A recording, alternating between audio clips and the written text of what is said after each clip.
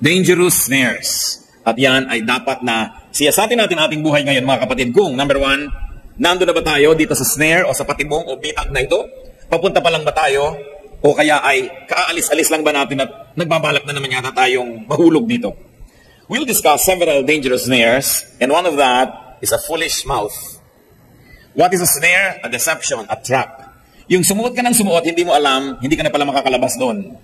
Makikita nyo po sa Manila Bay, maging sa Laguna de Bai, isa sa Lake of Bai, which you can see from an airplane. May mga arrangement yung mga kulungan dyan, mga kawayan, na yung mga isda, papasok sa malaking opening, tapos paliit yun ang paliit, tapos pag nakarating sila sa dulo, hindi na sila makakaalis kasi po ang isda ay hindi nakaka-atras. Kaya yung mga trap ng isda, malalaking bunga nga, paliit ng paliit, tuloy lang sila ng tuloy. Trap na pala yung pinapasok nila. Familiar po tayo sa mga trap sa bahay, yung mga panghuli ng daga. Papasok sila doon, ang laman ng isip nila ay makuha nila yung konting keso o konting karne na nandun sa loob, pero yun pala sila ang magiging bayad, sasara yun pagpasok nila. Maraming iba't ibang uri ng mga ganitong patibong, ganitong uri ng mga snares. May panghuli ng ibon, may panghuli ng mga leon, mga tigre sa Africa, ginagamit din nila yan, may panghuli ng ahas. Isa lang ang device, laging may attraction doon sa loob. Sa ilang bansa po, sa Pacific, na may maraming mga unggoy at gusto nilang manghuli ng mga unggoy na ito, ang isang paraan ng paghuli dyan ay yung malalaking nyog. Binubutas nila yung bahagi ng nyug na pwedeng butasin at nilalagyan nila ng kaprasong bato sa loob. Yung kasya lang pumasok yung bato, eksakto sa butas. Tapos yung nyug na yan nakatali o nakakabit sa isang hindi mo pwedeng makuha at madala ang buong nyug. Yung mga unggoy, because they're curious, sisilipin nila yung nyug. Makikita nila yung magandang bato sa loob. Halimbawa, batong puti o batong makintab. Gagawin nila, ipapasok nila ang kanilang kamay at kasyang-kasya lang dapat sa kamay ng mga unggoy na yan yung butas. Kukunin ngayon nila ang bato. Pero pag may hawak ng bato ang kanilang kamay, hindi na kayang ilabas. At dahil hindi papayag ang unggoy na hindi niya madala ang bato, hindi niya yan papayagan, kukunin niya na kukunin hanggang mahuhuli na siya, hindi niya yun bibitawan. Maraming mga tao ganon. Bagamat hindi naman mukhang unggoy. Although sabi ni iba, contestable yan. Pero pag may nahawakan na at nagustuhan, kahit mapahamak na, hindi bibitawan. And that is a trap. So what are the traps? One of that is a foolish mouth. Nasasarapang magsalita, yun yung bato na ayaw bitawan, nag-enjoy na mangontra, daldal ng daldal, chismis ng chismis, criticize dito, criticize doon, napapapasok sa gulo, napapahamak. Proverbs 18:7, a fool's mouth is his undoing, and his lips are a snare to his soul. Nahuhuli, nabibitag, napapahamak ang kaluluwa dahil sa katabilan, dahil sa bibig. Meron po tayong mga kilala, although hindi ko nasasabihin siyempre ang pangalan. Basta merong nagkagulo, umasa kayo, kasali siya. Kata-kata pag hindi siya kasali. May nag-away dyan, pag hinalungkat nyo yun, kasali siya. Meron dong nagkagulo, kasali siya. Kasi ang katabilan niya, lagi siyang dinadala sa gulo. Hindi lang siyempre siya ang napapahamak, pati ang kanyang mga anak, asawa, mga mahal sa buhay, na masasangkot pag napasuot siya sa gulo. Kaya meron mga nadedemanda ng libel, may nadedemanda ng mga kung ano-ano, dahil sa bibig. Gusto po nating mabuhay ng mapayapa at tahimik, malaya, hindi nahuhuli ng kung sino-sino, itikom ang bibig. Mas maraming gulo pag mas maraming pinagsasasabi ang tao. Do not be quick to criticize.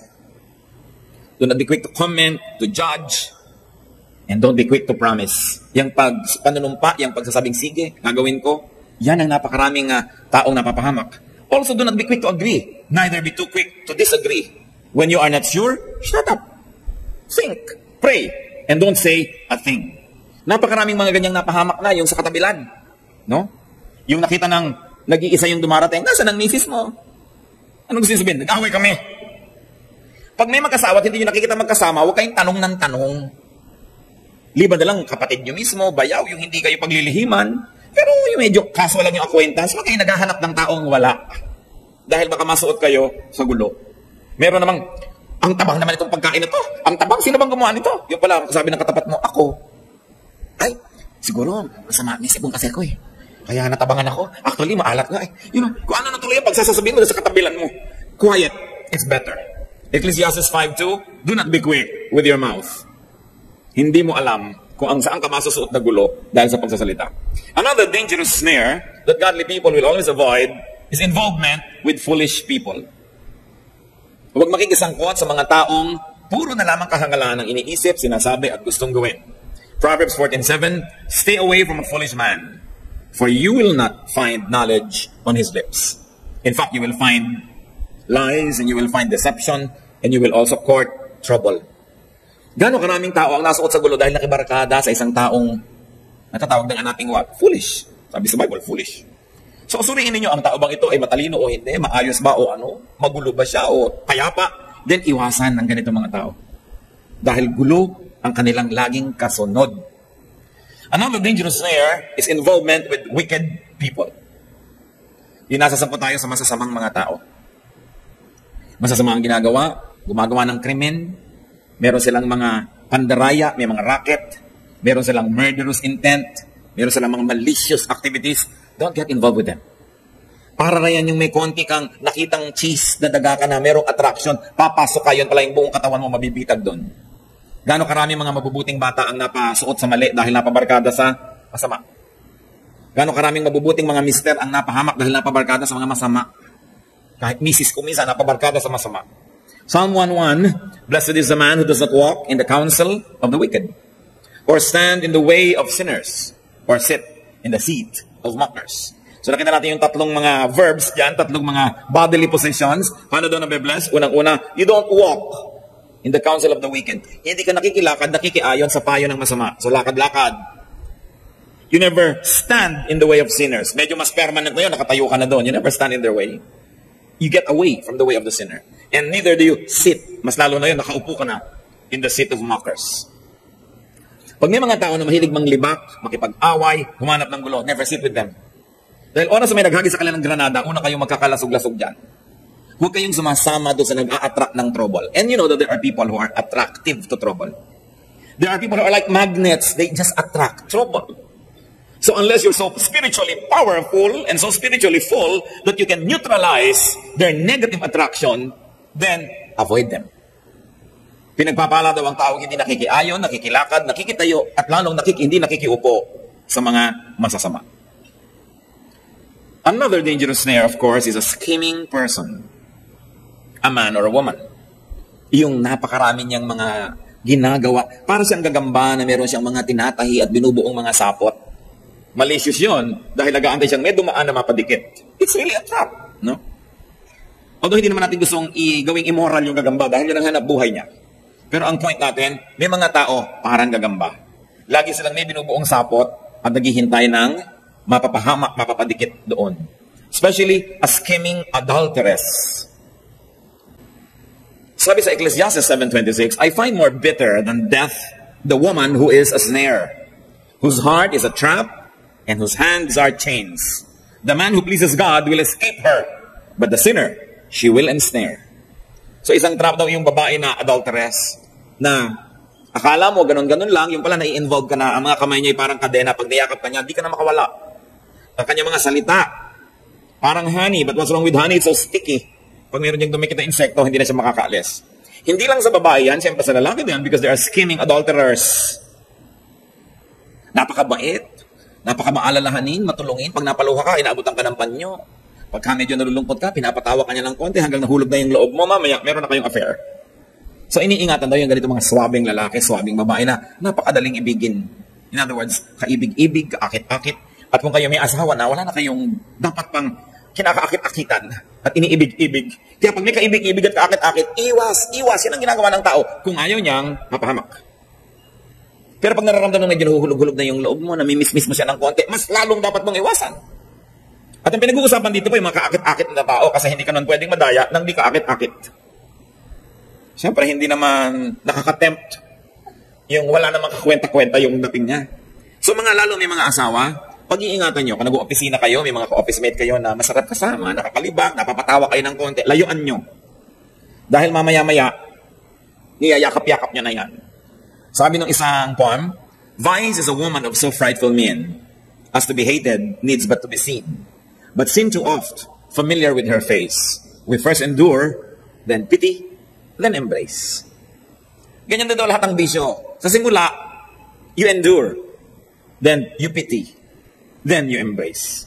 Tulad ng paninigarilyo, tulad ng kahit anong bisyo, sa simula ayaw mo, uubo-ubo ka pa, nahihirapan ka, pero mamaya gusto mo na ng konti, natitiis-tiis mo na, mamaya inahanap-hanap mo na. At wala na yatang mas malalang bisyo kesa sa yung tao ang maging bisyo mo.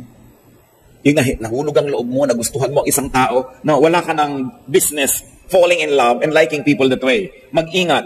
At scheme yan eh. Meron talagang mga ginagawang ka ng paraan. Alam na alam mo yung mga scheming women. Kung saan ka dadaan, doon nakakalat ang mga kulot-kulot niya. Yes. Parang kung may radar tong babaeng to, lahat ng dadaanan ko, doon nakakalat dito, para isang kamatsiling nakatinda. Yung mapuputak doon, ayun siya, scheme. Nagre-research, inaalam. Aalamin ang mga gusto mong ulam, ang gusto mong ganito, ipapadala sa iyo, hanggang mamaya mahulog na ang iyong loob. Kaya po yung mga babaeng na mga problema sa asawa nila, huwag kayo nagko-confide sa inyong mga kaibigang lalaki. Kasi mamaya i-comfort kayo niyan, o napaluha ka, inabutan ka ng tissue. Mamaya yung panyunan niyang may burda ng pangalan niya, nakaabot. Mamaya ganyan lang mag-abot ang lapit kasi kalong ka na pala niya. So, dahil nakakahinga ka ng sama ng loob, ganun din yung lalaki na may problema sa asawang babae, tapos nagkukontento kay kumare. Si kumare, una na aawa-awa lang yan. Kawawa naman si kumpare. Yung awa-awa, ngayon ay binibigyan na ng kung ano-anong maliliit na bagay. Hanggang mamaya, sila na. Tatandaan nyo, ulitin ko lang, lalo may asawa na kayo. Pag gusto nyo masyado yung isa, opposite sex, nahuhulog ang loob nyo, lumayo na kayo agad. Don't tempt yourself. Sabi, kahoy mang babad sa tubig. No? Pag daw laging nadadarang, nagiinit din. Kaya, nagsisiklab din yan kahit matagal na babad sa tubig. Ingatan. And a scheming person is always a beautiful, attractive person. Another dangerous snare is careless trust. Sobrang mabilis na pagtitiwala. Trusting just anybody, trusting too soon, trusting too many people, trusting too much, and trusting with too much. Si David, anong sabi po niya sa Psalm 41 verse 9? Even my close friend, whom I trusted, he who shared my bread has lifted up his heel against me. Remember, brothers and sisters, only those that you trust can betray you. Because those that you do not trust have no chance. Lahat ng nadaya, yung nagtiwala. Kasi hindi ka pwedeng dayain ang di mo muna pinagtiwalaan. Kaya lahat ng pinagtitiwalaan nyo, dyan lang pwedeng manggaling ang mandaraya sa inyo. Hindi ko naman sinabi maging cynical na tayo at huwag na magtiwala.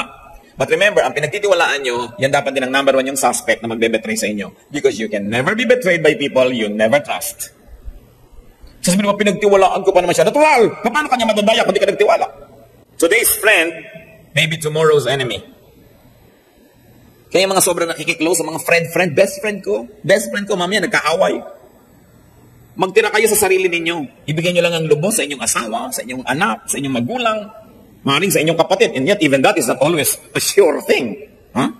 Yung naghihingalo yung magulang nyo, nalit lang kayo ng 3 minutes, sa papirma na pala niya. So, huwag kayong tiwala ng tiwala. Inirereserva rin yan. Kung ikaw laging mapagtiwala, ikaw lagi ang crispy, Basilio. Yan, kinukwentas-kwintas mo yung buhok mo na ganyan dahil no 1, 2, 3 ka. Huwag agad-agad naniniwala. Nakakapagtaka naman mga kapatid, lagi nyo yung mga nawa 1, 2, 3, next month sila ulit. Next year sila na naman, para hindi sila marunong madala. Nasa personality nila na para silang magnet, naghahanap sila ng mandaraya sa kanila because they advertise that with their words, with their action, with what they do. People immediately see, madaling dayain ito. So, mag-ingat. Yung mga sobrang mga maaawain na walang research. Bago kayo maawa sa tao, bago nyo tulungan, mag-research kayo. Huwag kayo agad-agad nang nadadala ng mga iyak-iyak at mga kung ano-anong drama sa buhay. Kasi yan ang mga props ng mapandaya. Sabi nga nila, huwag kayo masyadong maluluyon. Kailangan wise.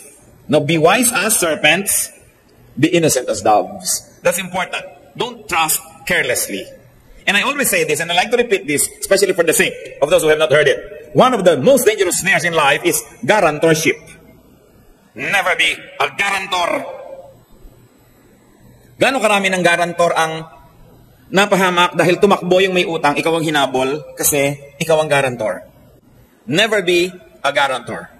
Proverbs 6, 1-5. Huwag na kayo makipagtalo sa akin. Sabi ito na Bible, so ito lang basahin nyo. Ha? Wala na magtatanong pa, paano po yung kawawa naman yung kumari ko. Bahala kayo sa buhay nyo. Basta Proverbs 6, 1-5. Itong sabi, my son, if you have put up security for your neighbor, if you have struck hands in pledge for another, at yan, ibig sabihin niya, nag-guarantee kayo yung to strike hand in pledge, ibig sabihin, uutang siya, sinabi niyo, pag hindi siya nakapagbayad, ako magbabayad. Nag-guarantor kayo. If you have struck hands in pledge for another, if you have been trapped by what you said, and snared by the words of your mouth, then do this, my son, to free yourself. Since you have fallen into your neighbor's hands, go and humble yourself. Press your plea with your neighbor. Allow no sleep to your eyes, no slumber to your eyelids. Free yourself like a gazelle from the hand of the hunter, like a bird from the snare of the fowler. Sabi, kung narinig mo ito at tapos na, nakapag-garanti ka na, huwag ka magpahinga. Puntahan mo yung binigyan mo ng garanti, bawiin mo ang garanti mo. Sabi ganun, huwag mong hayaang makatulog ka, magpahinga ka dahil habang humahat na darang oras, hindi mo alam, ikaw na pala ang mapapahamak. At kung yung mga gazelle, yung para mga usa, pag nahuli ng fowler, pag hinuhuli ng leon, talagang ginagawa ang lahat para makapiglas. Yan ang gawin mo kung sakaling ikaw ay nag-garanti. Sabi niya, paano ka makakatulog na mahimbing na garantor ka ay hindi mo alam kung biglang hindi makakabayad yung umutang ko, sadyaing hindi magbayad, ikaw ang magbabayad. At napakarami na sasabihin iba, Pastor, masisira po ang pagkakaibigan namin pag hindi ako nag-garanti. Masisira din naman yan pag tumakbo na siya at nagbabayad ka na eh. So sirain mo na agad. Ngayon, kung sisirain niya ang pakikipagkaibigan siya dahil ayaw mo lang mag-guarantee, that person is not worth your friendship. Ang sinasabi ko sa inyo, pag hindi kayo nag-guarantee at nagkasira kayo, magkakasira din kayo later. Kayo pa yung nagbayad. Magkasira na kayo na wala kayong binayaran. Isa na lang ang nawala kaibigan, hindi na yung pera nyo. At kung ayaw nyo pa rin, basta, ayan, Proverbs 6:1-5, diyan kayo makipagtalo. Gusto nyo ng sakit ng ulo, mag-guarantee kayo. Another dangerous snare is giving pearls to swine, giving to dogs what is holy. Isang talinghaga. Sa Matthew 7:6, ang Panginoong Jesus sabi niya, do not give dogs what is sacred. Do not throw your pearls to pigs. It will help us appreciate what the Lord is saying to first review the attitude of Israelites to animals. If there are two animals that they dislike the most, it's the pigs and dogs. Kasi sa West, at ngayon na rin sa Pilipinas at sa ibang bansa, mahilig sa dogs yung iba. So parang hindi natin maintindihan yung bakit magiging don't give something good to the dogs. Sa Israel, yung dogs at saka pigs, magkarango ang bababa ng pagtingin nila. Ibig sabihin lamang, huwag kayong magbigay ng anumang banal, mahalaga, sa isang mababang tao. Sa mababang uri ng pagkatao. Hindi sa mababang lugar sa lipunan na yung posisyon, hindi yon. Yung mababa ang pagkatao. Kasi alam nyo, may mga taong ang tataas ng posisyon pero ang baba ng pagkatao. Sharing confidences is one of that. Huwag kayo nagsishare ng inyong sikreto kung kani-kanino na lang. Yun yung inyong pearl. Yun yung what is sacred. Huwag yung sinasabi kung kani-kanino. Mamaya, pinamalita na niya because you gave something holy to dogs, to pigs. Sharing sublime ideas and concepts. Kung minsan nga, recipe lang nalaman ng kumarin nyo Meron po magkumare. Yung isa, ang nakaimbento ng buko pie recipe. The original buko pie. Siya talaga yung kaisa-isang may buko pie. At nung nag-umpisa yung buko pie sa Los Baños, 35 pesos ang isa. Yung kumare na lagi, kumare, anong ginagawa mo? Uy, tulungan kita kumare, ganyan. Oo nga kumare, ako love kita kumare. Nalaman ng recipe, nagtayo ng buko pie sa tabi. Ngayon, magkaaway na mortal ang labi-dabi magkumare. Kasi naibigay niya yung recipe. Ngayon, kung willing kayo na magtayo din siya ng kompetisyon, ibigay niyo yung recipe. Pero kung hindi, manahimik kayo. Diba? Do not give something precious when it means so much to you and it will make a difference kung biglang kinopya niyo yan, okay na niya. It's also sharing deep and high and intelligent theology. Sometimes, even among theologians, when you have a very deep or a high theological idea, pag sinabi mo sa iba at hindi nila naintindihan, sasabihin agad, demonic ka, evil, masama ka agad. So don't give to people who might become swines or dogs anything that is precious. Ang mga religious leaders po, mga kapatid, yung mga medyo visible, medyo kilala ng mga kahit na Christian leaders, ang pinakamasasakit na salita na natatanggap niyan at nadidinig, hindi galing kay Satanas. Hindi galing sa unbelievers. Galing sa kapwa Christian leaders. Sa mga Kristiyano, ang pinakamasasakit kung minsan maririnig mo, galing sa kapwa mananampalataya. Lalo sa mga relihiyoso. Kung minsan kasi yung pagiging relihiyoso, sobrang nagiging limitado ang pananaw ng isang tao. Pag naging sobra siyang congregational ang utak niya, naging sobrang loyal siya sa kanyang sekta, lahat na nang nasa labas noon, masama, mali, demonyo, evil, agad. Mabuti pa nung hindi siya nagiging relihiyoso, mas mapagmahal sa tao. Pero nung naging relihiyoso, ang minamahal niya yung kasama niya sa sekta niya na konti at lahat na evil. Isa yan sa mga traps. No? Religious people can be horribly biased and opinionated. Religious people can be horribly self-righteous and judgmental. Brothers and sisters, religious leaders and religious people can be horribly ruthless to thinkers. Anong ginawa kay Martin Luther? Di ba sinunog? Anong ginawa kay John Huss? Anong ginawa doon sa mga kinikilala natin na mga mahuhusay at mga leader sa pag-iisip sa ating pananalig? Lahat yan sinakripisyo. Pinatay ng mga ibang religious leaders. Huwag na tayong lumayo. Ang Panginoong Hesus, sino ba ang nagpapako dyan? Di ba ang templo? The religious people, the religious establishment. Hanggang ngayon, ang pinakamasasakit na madidinig ng isang leader galing sa ibang mananampalataya rin. Lalo at mga nagseselos. Lalo at mga naninibugho. Lalo at mga naiinggit. O kaya, talagang sincere sila na naniniwalang sila yung tama at mali yung kabila. Pero ganun nga eh. Sabi nga ni Paul, our knowledge is imperfect, our prophecy is imperfect. So how can a true believer of God be so ungodly in dealing with other people of God? But the worst wars are religious in nature. Pinakamabibigat na labanan, yung labanan sa pangalan ng Diyos. And you know that it is inconsistent with the character of God. Na hindi kailangang ipinapanalo ang doktrina sa pamamagitan ng dahas o sa pamamagitan ng mga masasakit na pananalita at paghuhusga sa kapwa. Pero ang pinaka-judgmental, ang mga pinaka-religyoso. Bantayan nyo. Yung lagi na, Pastor, ano po ang tingin nyo sa ganong church? Kulto yan. Ano po ang tingin nyo kay ganon? Naku, masama yan, evil yan. Anong tingin nyo kay ganon? Naku, ganito yan. Yung wala nang mapuri. Ano po tingin nyo sa sarili nyo? Godly, ano pa? Ano po tingin nyo sa atin? Tayo ang tama. Ano pa? Magduda kayo sa ganitong mga uri ng pag-iisip. Sapagkat hindi ganyan ang katuruan sa Diyos. So, it is important to also beware of very, very religious and fanatic people. Pag may nabanggit kayo dyan, hindi nila nagustuhan, ipamamalitan na agad, demonyo kayo, etc., etc. It's a trap to open your heart to very intensely, religiously biased people. Wala kayo ma-achieve. Another trap is involvement with, at kamag-anak ng sinasabi natin, involvement with self-righteous, judgmental, exclusive, self-centered, and oppressive religion. Akala ninyo, ang pinakamalaki mag-oppress sa tao capitalism? Hindi. O communism? Hindi. Sa history, sa kasaysayan ng tao, ang pinakamalaki mag-oppress ay ang relihiyon. Tingnan ninyo ang kasaysayan. Na oras na ikay naligawan na at na-convert na ng isang very biased and self-righteous religion, magiging spare part ng kanilang machinery which is aimed at destroying other religions. Which is aimed at getting into religious wars.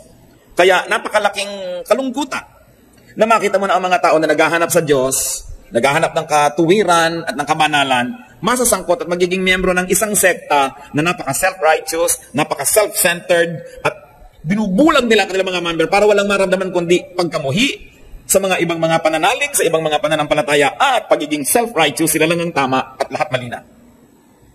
Matthew 16:11, ano sabi po ng Panginoong Jesus? Be on your guard against the yeast of the Pharisees and the Sadducees. Ingatan ninyo ang mga libidura ng mga Pariseo at ng mga Sadducees na ito, sapagkat pag nahawahan nila kayo, mapapahama kayo. Matthew 23 verses 2 to 5, another comment of the Lord Jesus on the religious people of His time. The teachers of the law and the Pharisees sit in Moses' seat. So sabi lang, kami tagapagmana ni Moses, kami mga amo ngayon, kami mga head ng relihiyon. So you must obey them and do everything they tell you. But do not do what they do, for they do not practice what they preach. They tie up heavy loads and put them on men's shoulders, but they themselves are not willing to lift a finger to move them. Everything they do is done for men to see. Ito po ang mga napakadalas sa comment ng Panginoon sa religious system of His time. Sabi niya, you hypocrites, woe to you! You cross oceans and mountains to win a single convert, and once you are able to convert him, you turn him to be twice as much a son of hell as you are. Yun ang sinasabi niya. Ang dami niyong misyon, ang dami niyong mga paghihirap para makakuha ng isang kaluluwa, at oras na nakuha niyo, mas dinodoble niyo pa ang kanyang kasamaan. Sapagkat tinuturuan niyo ng mga pag-iisip na napakakitid. Tinuturuan niyo maging mayabang, siya lang ang tama, kayo lang ang tama, lahat mali na. Sabi ko na, you make him twice as much a son of hell as you are. The harshest words of Jesus were against the religious establishment. And justly so. Dahil kasasarap ng buhay ng mga nasa temple, habang nakikipagsabuatan sila sa gobyerno ng Roma at pinagtutulungan nila namang kawawain yung mga taong bayan. Sa kasaysayan po, napakadalas magsabuatan ang relihiyon at ang estado. Nagtutulungan sila. Sinisikil ng estado ang bayan, ang relihiyon naman tinuturo sa tao, magtiis ka anak, may awa ang Diyos. Sa kabilang buhay, may paraiso. Kaya tuloy sabi ng mga komunista, ang relihiyon daw ay isang opio. Isang opium na nambabangag sa mga tao nang hindi nila maramdaman ang hapdi ng katotohanan. But Jesus says, the truth sets free. The true message of Jesus is the freedom of the oppressed. Kaya pag tinignan niyo po yung mga na-o-oppress ng araw, children, women, yung mga sinners, outcast yan, yung mga weak, yan ang sobrang nilingap ng Panginoon. Sapagkat gusto niyang bigyan ng balance, yung imbalance sa society. Sobrang niyang nilingap, inalagaan, yung mga isinusuka, itinatapon ng lipunan. You know, those that are already marginalized by society, they took a central place in the economy of Jesus, in His teachings. At ang nagpahirap doon, templo, relihiyon. Tingnan ninyo ang lahat ng kasaysayan ng lahat ng mga sibilisasyon. Kung hindi ginagamit, kadalasan niyang relihiyon para lang magkaroon ng mga alipin, mga tagagawa. Bagamat, ang tunay na mga pananalig, katulad din ng sa Panginoon, ay meron talaga, naglilingkod tayo at gumagawa tayo, natural. Pero siyasatin natin, tama ba itong ginagawa ko? Nasa black ako sa isang trap. Yung iba naman nalagay sa ganung relihiyon kasi doon lang sila ipinanganak eh. O kaya yung unang nagdala sa kanila, nag-Bible study sa kanila, dinala sila doon sa church na yun, napasadlak na sila doon, pero hindi naman nila talaga choice. Dapat ang isang tao na nag-iisip, sinasabi mo, saan nga ba ako bagay? Ano nga ba ang mga pananalig na dapat kong talagang puntahan, suportahan? At saka, bakit sobrang maminta sa liba itong church ko sa kabila? Ganun nga ba talaga yon? Ni-research ko na ba o pumayag na rin ako sa ganitong hatol na ibinigay nila na wala naman akong ginagawang research? Because truth is important. Hindi tayo dapat laging naniniwala. Sapagkat kung merong pinakamalakas mag-brainwash ng mga buong mga lipunan, yan ay ang pulpito. Pag ang pulpito ay hindi maingat at ginamit niya yan sa mali, yan ang pinakamalakas mag-brainwash sa tao. Kaya iniingatan mo kapatid kung saan mo inilalagay ang iyong kaluluwa. Iniingatan mo kung saan ka sumasali, kung ano mga movement ang biglang makikilahok ka doon, baka nagagamit tayo. Sa mahalaga na masusing pag-aaral, hindi magagalit ang Diyos na nag-aaral muna tayo. Kahit siya yung tumatawag sa atin, hindi ka muna sumunod dahil gusto mong pag-aralan, kaysa sa sunod ka ng sunod, yung pala iba na yung tumatawag sa'yo. Mahalaga. Be free. Enjoy godly freedom. Never become a prisoner of anything or anyone. Because Jesus is truth, and the truth sets free. Alam nyo, yun yung pinapautang nyo, trap din yan eh. Kasi pag pinautang nyo ng isang tao, kayo na yung kahabol-habol. Nababaligtad na yan. Kung sinusuyo kayo bago siya makautang, pagkautang niya at lalo't hindi niya binabanggit at akala mo nalimutan na, ikaw pa ngayon ang nakikiramdam, nalimutan na kaya niya. So parinig ka ng parinig ng konti para niya maalala at kung hindi naman siya nagpapakita ng senyales na naalala nga niya, ikaw ngayon yung hindi makatulog, samantala siya naghihilik. Kaya yung mga pinapautang niya, nagiging amon niyo rin yan kung hindi niyo alam. Kaya iniingatan mo rin yun. Because you want to take care of God's resources. The precious resources that God entrusts to you must be taken care of. Hindi mo basta-basta na lamang ibinibigay, pinapahiram kung kani-kanino, hindi ka na nag-iisip. Kasi trap din yan. Napakarami po natin pwedeng pag-usapan ng mga traps, mga kapatid. Ang mahalaga, maisip mo na natin itong 8 to. Avoid life's dangerous snares. A foolish mouth, involvement with foolish people, involvement with wicked people, a scheming man or woman, careless trust, guarantorship, giving pearls to swine, giving to dogs what is holy, and involvement with self-righteous religions. Ang tunay na naghahanap ng katotohanan, nagtuturo man, sinasabi, ito po ang ating pangunawa ngayon. Kung may sinasabi yung iba dyan, pakinggan natin kung gano'n ang sinabi nila, pero hindi nila agad sasabing demonic, cult. That's judgmentalism. At ang sabi sa Bible, judge not, that you be not judged. Nakakalungkot ang division ng mga tao na sinasabing sila'y mananalig, mananampalataya sa Diyos. Kahit yung Diyos ng Biblia, iisa yung Diyos ng Biblia, iisa yung Biblia. Pero bakit pagkakahati, sobra-sobra? Sino naghahati? Ang Diyos ba? No. The religious leaders are the ones institutionalizing the division. At mula sa pulpito, umuusok ang mga bibig at mga tenga ng mga salita na nakakapagpagalit, nakakapagpalayo ng loob natin sa ibang mga kapatid pala natin sa Panginoon. Kung tinatawag natin ang sarili natin na anak ng Diyos, ano ang relasyon natin doon sa mga ibang tao na sila din ay itinuturing ang sarili ng anak ng Diyos, di kapatid natin sila. Kung minsan hindi mo lagi naiintindihan ng iyong kapatid, kung minsan hindi ka laging sang-ayon sa kanyang iniisip, pero kapatid mo siya, so hindi mo siya dapat husgahan, hindi ka dapat manira sa ginagawa niya, kasi anak siya ng magulang mo, di kapatid mo rin. At pag siniraan mo yan at sinira mo ang ginagawa niya, ang sasaktan mo ay ang loob ng magulang niya, na magulang mo rin, who is our common parent, who is God. So suspend judgment, be kind with your words, and do not carelessly label people as paganistic, evil, demonic, syncretic, all these kind of things. Hindi nga natin kumisan ma-spell. Tapos agad-agad mo na lang inilalapat sa tao. Judge not, that you be not judged. We need God's wisdom to avoid and to free ourselves from such snares. Marami pa po yan. But for now, just avoid this 8. Proverbs 14:27, the fear of the Lord is a fountain of life. turning a man from the snares of death. Aming Diyos, kami po ay napapasuri sa inyo. Sino nga po ba kami? Meron po ba sa amin na ngayon, at this moment, trapped in any of this? Ituro mo, Panginoon, sa amin kung paano makakalaya. Bigyan mo kami ng karunungan. Nawa pagpalain mo kami na kami man makatulong para makalaya ang iba. Maging instrumento kami para sa kalayaan din ng iba. Para sa mga kapatid na maaring papunta na dito sa mga traps na ito, we pray, O God, that your wisdom will be ours. That we may be able to apply these words in daily life and avoid being entrapped.